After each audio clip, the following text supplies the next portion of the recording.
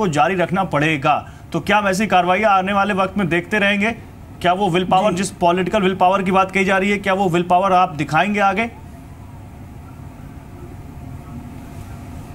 देखिए, अंतर्राष्ट्रीय समुदाय पूरी तरह से आतंकवाद से त्रस्त है और इस्लामिक स्टेट कायम करना 3.5 जिलों में आतंकवाद को बढ़ावा देकर पाकिस्तान द्वारा उसको हथियार, आतंकवादी आर्थिक मदद, वहाँ इस्लामिक स्टेट स्थापित करने की जो प्रयास है, अंतर्राष्ट्रीय समुदाय के आतंकवाद विरोधी नीतियों के तहत भारत को उस इलाके में सतत कार्रवाई करना वो राष्ट्रीय सुरक्षा की अनिवार्यता है। इसलिए लॉन्चिंग पैड्स को उनके तबाह करना, क्योंकि वहां से बारंबार आप आतंकवादी भेज रहे हैं। आपका इस तरह का रिकॉर्ड रहा है कि आप एलओसी पे हमेशा तनाव पैदा करके आतंकवादी घुसाते हो और उस घुसपैठ के माध्यम से एक इस्लामिक स्टेट क्रिएट करना आपका टारगेट है। आप कश्मीर को सीरिया, यमन बनाना चाहते हो। तो एक राष्ट्र के रूप में हमारा अधिकार है कि उस क्षेत्र को पूरी तरह से ऐसी शक्तियों से बचाया जाए और उसके तहत सतत कार्रवाइयां, सर्जिकल स्ट्राइक भी उसी का एक प्रयास। और अभी जो नौशेरा सेक्टर में जो कुछ हुआ वो उसी का प्रयास है। दूसरी तरफ उनका पाकिस्तान का संकट ऐसा है कि वो ईरान की सीमा पर भी, आपने जिस दिन भारत की तरफ से हमला हुआ है, ईरान में भी चूंकि आतंकवादियों को प्रायोजित करते रहे, उनके वहां भी मोर्टार दागे गए हैं।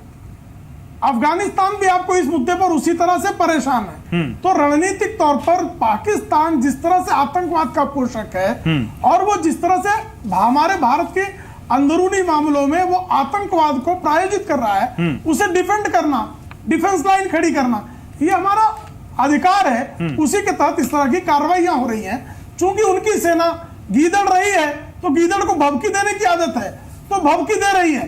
लेकिन हमको एक लॉन्ग टर्म पूरी तरह से एक जो मानव विरोधी आतंकवाद है उसको नष्ट करना हमारा राष्ट्रीय अधिकार है। उसका राष्ट्र की सेना पूरी तरह से सदुपयोग कर रही है। ठीक है, आलोक शर्मा, आपको दिखता है जो बात कह रहे हैं प्रेम शुक्ला?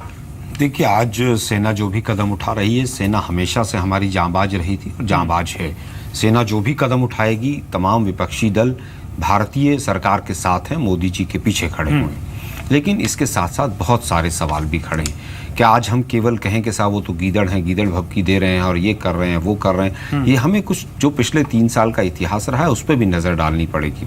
हम ये कहते हैं कि साहब बस एग्जाम्पलरी हमारी लीडरशिप है, उससे कहने से काम नहीं चलेगा। अगर आप इन्फिल्ट्रेशन देखें तो 2015 में 415 इन्फिल्ट्रेटर्स अंदर आए हैं, 2016 में 449 हैं और 2017 में 200 से ज्यादा अभी तक आ चुके हैं। टेररिज्म की एक्टिविटीज बढ़ी हैं। ठीक है। आर्मी के कैंप्स के ऊपर डायरेक्ट अटैक टेररिस्ट का बढ़ा है। 100 से ज्यादा स्कूल जम्मू कश्मीर में जले हैं। हमारे यहाँ पर जिस तरह से बॉर्डर पर शहादत है वो लगभग 2.5 गुना हो गई है। तो हमें तमाम चीज़ों को इस परिप्रेक्ष्य में भी देखना पड़ेगा कि 3 साल में क्या डिप्लोमेटिक लेवल पर, क्या आर्मी ही इसका नतीजा है? कारगिल वॉर भी हुई, कारगिल वॉर में हमने 4200 अपने जवान खो दिए, तो क्या उसका रिजल्ट हुआ? क्या उसके बाद टेररिज्म बंद हो गया? क्या हम दोबारा उसी दिशा में बढ़ रहे हैं आगे? हमने पहले भी कई लड़ाइयाँ लड़ी और जीती उनसे, क्या उसका रिजल्ट ये हुआ कि टेररिज्म बंद हो गया?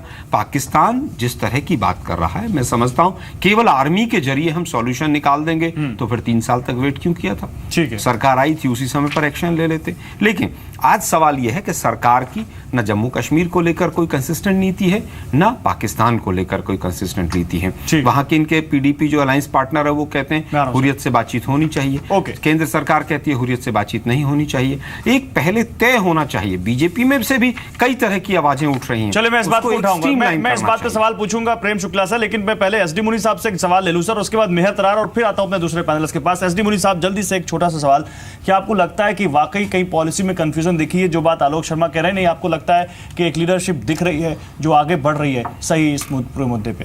देखिए, पाकिस्तान पॉलिसी को डिबेट अभी नहीं करेंगे हम लोग पिछले बहुत सारी आपके यहाँ भी बहस जो हुई है उसमें ये कहते हैं कि जो अनअफोर्डेबल कॉस्ट पाकिस्तान पे इन्फ्लिक्ट करनी पड़े